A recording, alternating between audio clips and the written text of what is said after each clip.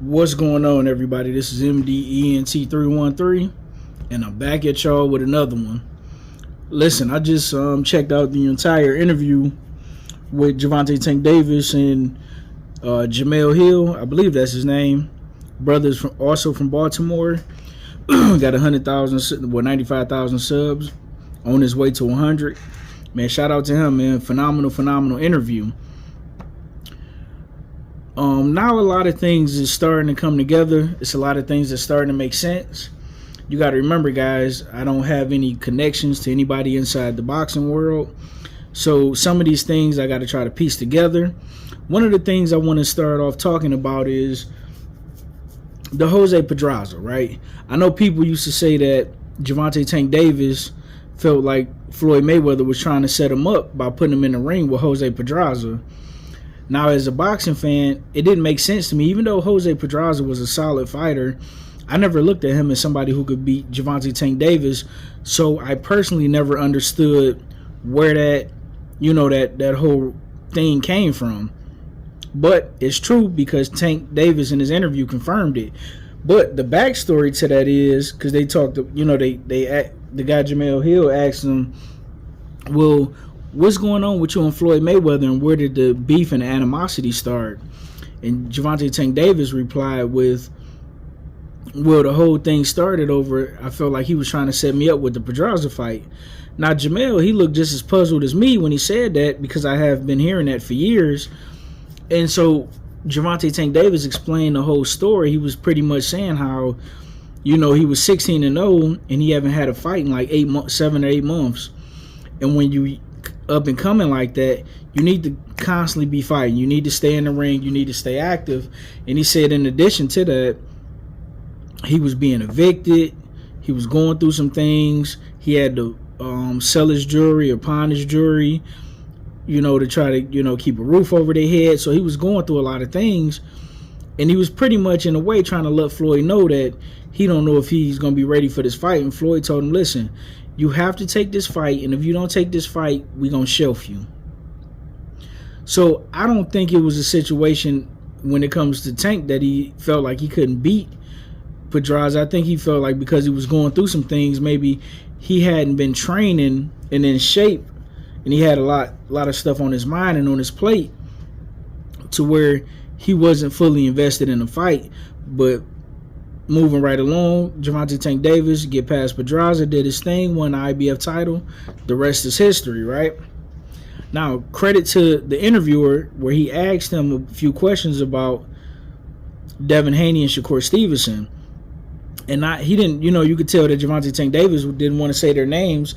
Now, me being a boxing fan, I just took it as, Tank Davis, he's scared of these guys. He don't want to fight these guys. He's been ducking and dodging. But now everything, once Gervonta Tank Davis gave the full context of what's been going on behind the scenes, things are slowly starting to come together, right? So following that situation with Floyd Mayweather and Pedraza and that whole debacle, he said that he was explaining to Devin Haney, pretty much, he didn't say Devin and Shakur's name, but he was alluding to those guys about the grimy stuff that Floyd Mayweather was doing to him, and the messed up situation that he was putting him in, and what all is taking place. And he said, man, listen, these guys knew that, and the fact that now that they trying to call me out and fight me, and we supposed to be boys, I feel some type of way about it, and they've been talking crazy about me. Now I can understand Tank feeling how he feel now, because he took it as, they were friends. And when you look at past pictures, I could kind of more so understand it from him and Shakur situation, but him and Devin, I don't kind of fully understand it. But I guess at a point in time, all these guys were supposed to be friends. And then how Tank is putting it, they all started backdooring him and, doing grimy stuff and talking crazy about him. But it's not hard to believe, because that's the situation that happened with Shakur and Devin. Shakur and Devin was supposed to be real close. So Devin thought, and then out of nowhere, Shakur called him out, got to talking crazy about him, and Devin and them looking like, hey, what's going on? I thought we was better than that. But ironically enough, it's kind of, from the way Tank is describing it, it's kind of the same situation that Devin did to him for the most part. If you know the history,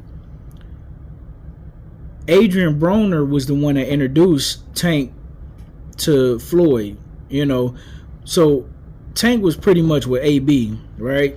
Devin was pretty much with Floyd Mayweather Sr. and Floyd.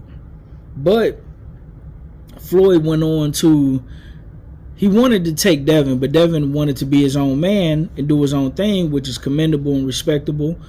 And then Floyd ended up picking, rolling with Tank after Devin decided to do his own thing. And Floyd is the type of guy, he kind of got a lot of, I could see why him and 50 Cent, don't get along, because they the same type of dude.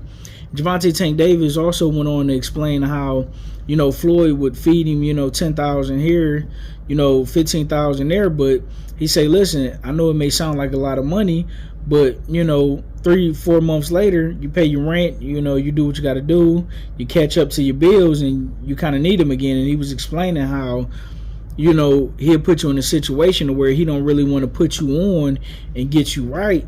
He kind of want to just hand feed you so you will always need him. Ironically enough, don't that sound like the same situation with 50 Cent and Big Meech? It's literally the same thing all over again. So I can understand where Tank is coming from, because you got to remember, man, some of these dudes are street dudes. So when they coming into these professional environments, it's a political game that you got to play. And it's a lot of backstabbing and backbiting and, goofy stuff that goes on behind the scenes, especially the fact that boxing is not treated as a traditional sport like basketball or football, baseball, or hockey, right? It's kind of more of a wild, wild west. It's kind of more of an underground sport. So it's a lot of grimy stuff that go on behind the scenes. Now, where I disagree with Tank, right, is on certain things that he said, where on one hand he'll say that Devin Haney and Shakur Stevenson haven't done nothing, so why should I have to fight them, right? Now, it's cool if you want to say that, but simultaneously you can't say that and then turn around and fight Lamont Roach, because what has he done?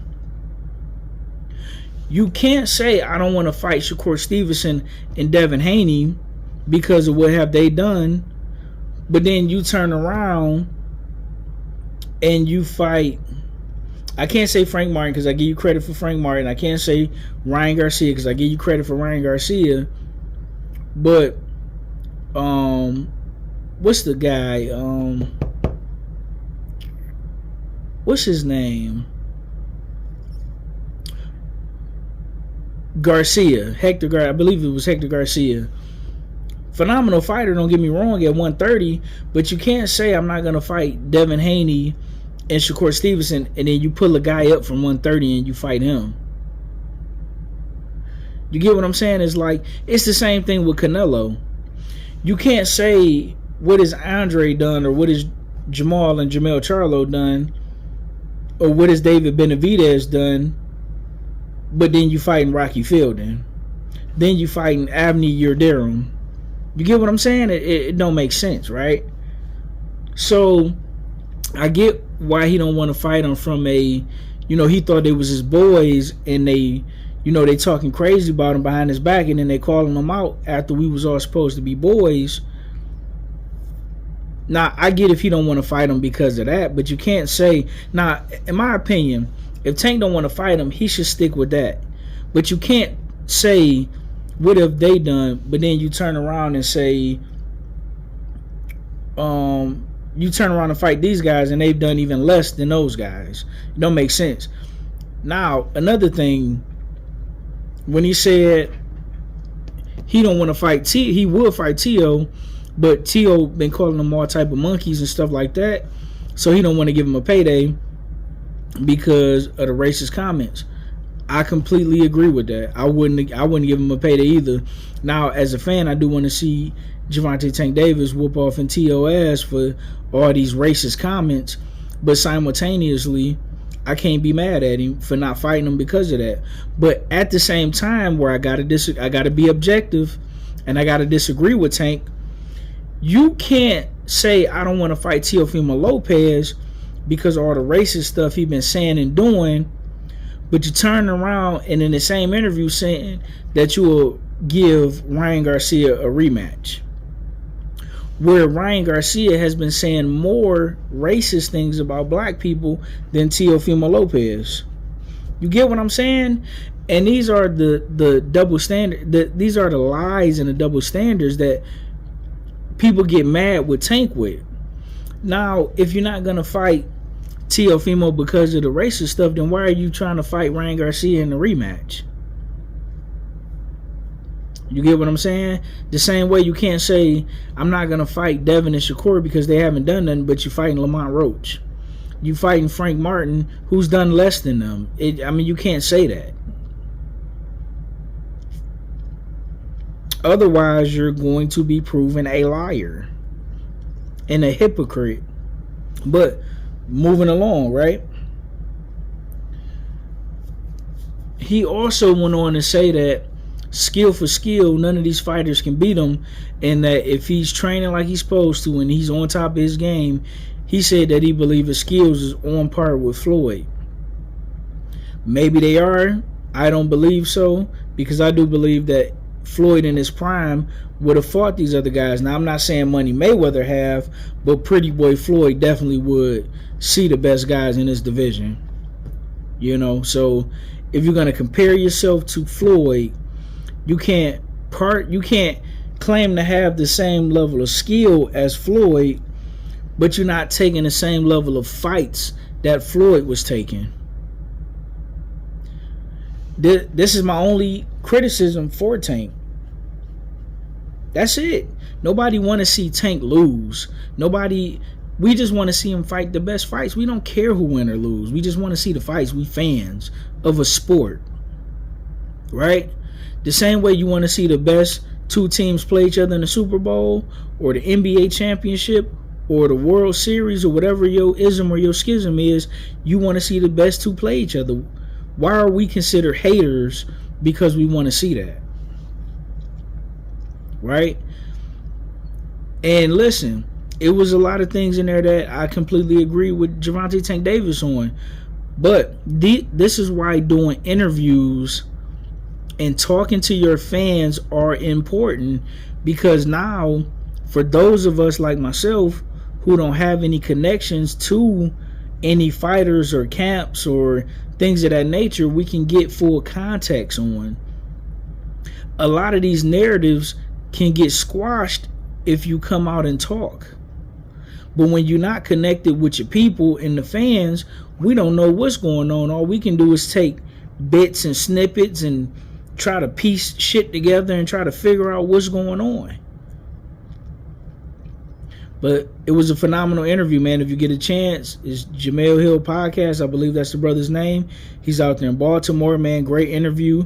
The interview is going viral. It's doing extremely well, and it's a phenomenal interview. Congratulations to Tank on the interview. It was a great interview. Let me know what you guys think in the comment section, man. Like, share, and subscribe.